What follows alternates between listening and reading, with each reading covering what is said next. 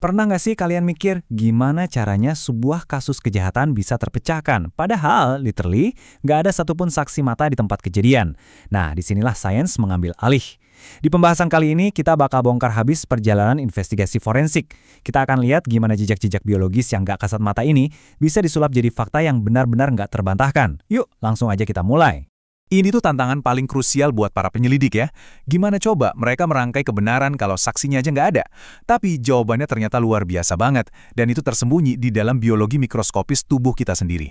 Sel tubuh dan materi genetik yang kita tinggalkan itu ibarat saksi bisu yang paling jujur. Oke, ini agenda kita hari ini.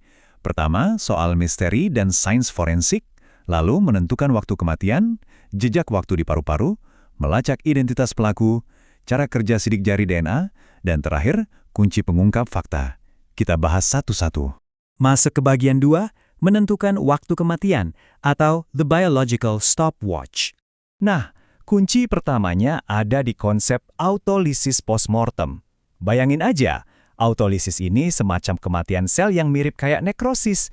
Kejadiannya tuh langsung setelah kematian somatik, di mana sel-sel tubuh mulai hancur karena enzim mereka sendiri. Nah, proses yang sistematis ini ibarat stopwatch alami yang ngasih tahu penyidik kapan tepatnya kematian itu terjadi. Lanjut ke bagian 3, jejak waktu di paru-paru sebagai bukti mikroskopis. Biar lebih jelas coba kita lihat timeline pastinya. Dari menit ke-60 sampai 24 jam kemudian. Kita bisa lihat perubahan sel yang spesifik banget. Di 60 menit pertama, alveoli mulai membesar atau dilatasi. Masuk ke jam kedua, ada penumpukan di lapisan otot. Terus di jam ketiga, sel-sel epitel udah nggak bisa dideteksi lagi, sampai akhirnya di titik 24 jam, struktur lapisannya benar-benar hancur dan nggak bisa dikenali. Benar-benar kayak jadwal alami tubuh yang nggak bisa dibohongi. Coba perhatiin perbandingan mikroskopis ini deh. Di sebelah kiri, jaringan paru-paru masih kelihatan normal di 15 menit pertama. Tapi, lihat perbedaan drastisnya di sebelah kanan. Jarak antar selnya melebar persis di penanda waktu 60 menit saat alveoli mengalami dilatasi. Kelihatan banget kan bedanya? Masih nyambung sama yang tadi di jam kedua, gambar sebelah kiri nunjukin mulai adanya kongesti atau penumpukan pada otot polos. Dan yang bikin merinding, di gambar kanan, pas masuk jam ketiga, sel-sel epitelnya benar-benar udah hilang dari pantauan visual. Degradasi ini tuh terjadi terus-menerus tanpa henti. Terus gimana kalau kita lompat ke 12 atau 24 jam setelah kematian? Di titik ini, kerusakan selulernya udah masif banget, bronkiolus emang masih bisa dideteksi, tapi struktur dasar dari lapisannya udah sama sekali nggak bisa diidentifikasi. Jadi semakin lama waktunya, resolusi dari jam biologis ini perlahan bakal makin kabur. Kita masuk ke bagian 4, melacak identitas pelaku atau siapa sosok genetik di balik ini semua. Setelah kita tahu cara melacak waktu atau kapan kejadiannya, sekarang fokus investigasi bergeser buat mencari tahu siapa pelakunya. Kalau timeline-nya udah pasti, penyelidik bakal langsung ngejar petunjuk biologis yang paling absolut ini. Dan ini bawa kita ke bagian 5, cara kerja sidik jari DNA, barcode biologis yang super unik. 99%. Ya, kalian nggak salah dengar. Hampir 99% DNA manusia itu identik. Antara kalian, saya, dan semua orang di dunia ini. Tapi, justru sisa persentase yang super kecil itulah yang jadi kunci. Pecahan kecil ini beda-beda tiap orang, dan perbedaan itulah yang membentuk identitas unik kalian. Prosesnya sendiri cukup straightforward ya. Pertama, pengumpulan sampel di TKP. Terus, ilmuwan bakal memecah untaian DNA pakai bahan kimia khusus di lab.